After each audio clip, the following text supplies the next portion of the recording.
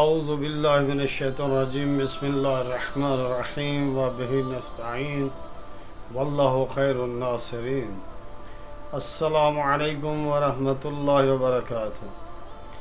آج کا جو ہمارا ٹاپک ہے وہ یہ ہے کہ والدین کی خوراک اور غذا بچوں پر کیا اثرات چھوڑتی ہے۔ اسلام نے خوراک کے بارے میں جو بچوں پر جسمانی اور روحانی لحاظ سے تاثیر گزار ہے چند خاص نکات بیان فرمائے ہیں اور ان کی طرف خاصی توجہ دی گئی ہے، حتیٰ کہ خوراک اور غذا کو جو اثرات جسم پر پڑتے ہیں ان کے بارے میں اسلام نے جو بیان فرمایا ہے میں ان کی طرف اشارہ کرتا ہوں۔ چند آیات اور روایات جن میں والدین کی خوراک کے بارے میں، والدین کی غذا کے بارے میں، والدین کے لقمہ حلال اور حرام کے بارے میں بیان کیا گیا ہے، ان میں سے سب سے پہلے یہ آیا ہے سورہ بقرہ آیت نمبر 167 168، یا ایھا الناس کلوا مما فی الارض حلالا طیبا ولا تتبعوا خطوات الشیطان انہ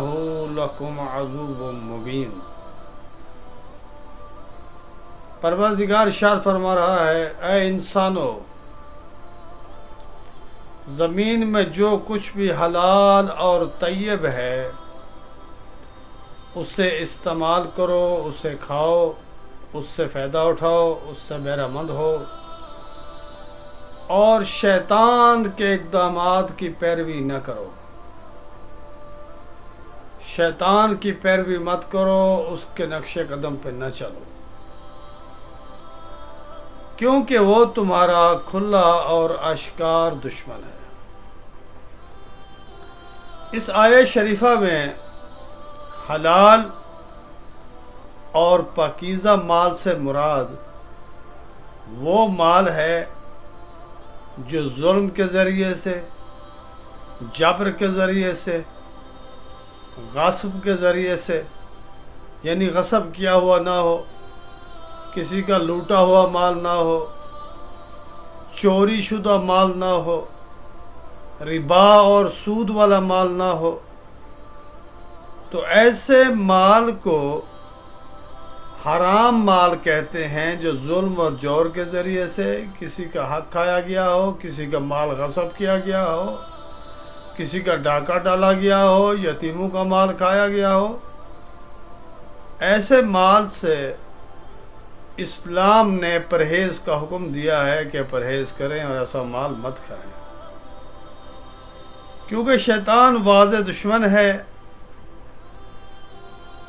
اور شیطان سے ہوشیار رہیں ہمیشہ۔ شیطان کا کام ہے فریب دینا، دھوکہ دینا، غلط مسئلے کی طرف دعوت دینا، غلط کاموں کی طرف دعوت دینا۔ اس لیے کیونکہ شیطان تو کہے گا کہ یہ مال ہاتھ میں آ رہا ہے، یہ لقمہ بہت اس میں لذیذ لقمہ ہے، یہ اس میں بہت ٹیسٹی ہے، یہ کھا لو۔ پھر دیکھا جائے گا کیا ہوتا ہے، انسان کھا لیتا ہے وہ مال۔ جب لوٹا ہوا مال، کسی کا غصب شدہ مال کھائے گا، جب چوری والا مال کھائے گا، سود والا مال کھائے گا، جب کرپشن والا رشوت والا مال کھائے گا، تو اس کی تاثیر بہت ہی بری ہوگی۔ لہذا شیطان کے فریب سے بچیں، اپنے آپ کو محفوظ رکھیں، شیطان کے دھوکے میں مت آئیں، شیطان کے جال میں مت آئیں۔ وہ حرام کے راستے سے تمہارے مال اور تمہاری اولاد کے درمیان داخل ہونا چاہتا ہے۔ جب لقمہ حرام ہوگا تو شیطان اس میں داخل ہو جائے گا، مال میں بھی شیطان داخل ہو جائے گا اور تمہاری اولاد میں بھی شیطان داخل ہو جائے گا۔ لہٰذا ہمیں اگر صالح اولاد کی طلب ہے، اور اگر ہم خواہش مند ہیں کہ ہماری اولاد صالح ہو، نیک ہو، پاکیزہ ہو، پرہیزگار ہو تو ہمیں لقمہ حلال کھانا چاہیے، حرام سے پرہیز کرنی چاہیے، جس کے بارے میں پروردگار نے حکم دیا ہے کہ کُلُوا مِمَّا فِي الْأَرْضِ حَلَالًا طَيِّبًا، کھاؤ پیو، لیکن کون سی چیز کھاؤ، کون سا لقمہ کھاؤ جو حلال ہو، محنت کرو، حلال کے راستے سے کماؤ، جاب کرتے ہو جو تنخواہ ملتی ہے، تمہیں جو پے ملتا ہے اسی پے سے خرچ کرو، جو تمہارا حق ہے جو حاصل کرتے ہو۔ تو ماہرین تربیت نے جو اس لقمہ حلال کے بارے میں اور حرام کے بارے میں جو بیان کیا ہے اس کی طرف اشارہ کرتا ہوں۔ ماہرین تربیت یہی کہتے ہیں کہ جو انسان لقمہ حرام کھاتا ہے اور اس کی غذا سالم نہیں ہوتی اور اس کی غذا اور خوراک ٹھیک نہیں ہوتی تو بچے کے جسم پر اثرات پڑتے ہیں، لہذا سالم غذا کا استعمال کرنا چاہیے جس میں وٹامن ای ہو۔ لیکن اسلام نے دونوں طرف سے ہی بچے کے اوپر جو تاثیر گزار ہوتی ہے خوراک اور غذا والدین کی، جو لقمہ حلال اور حرام ہے اس کی کیا تاثیر ہے، اس کے بارے میں اسلام نے بیان فرمایا ہے کہ لقمہ حرام جسمانی لحاظ سے بھی اثر انداز ہوتا ہے اور معنوی لحاظ سے بھی اور روحانی لحاظ سے بھی۔ جسمانی لحاظ سے بھی بچہ سالم نہیں ہوتا اور روحانی لحاظ سے بھی بچہ سالم نہیں ہوتا، لیکن اسلام نے بہت زیادہ تاکید کی ہے والدین کو کہ لقمہ حلال کھائیں اور لقمہ حلال کا استعمال کریں اور حرام سے پرہیز کریں۔ ایک اور مقام پر پروردگار ارشاد فرما رہا ہے، یا ایھا الرسل کلوا من الطیبات واعملوا صالحا الی بما تعملون علیم۔ اے مرسل نبیو، اے میرے نبیو، اے میرے رسولو، پاک اور طیب خوراک کھائیں اور نیک اعمال انجام دیں، جو کچھ بھی انجام دیتے ہو پاک اور طیب ہو۔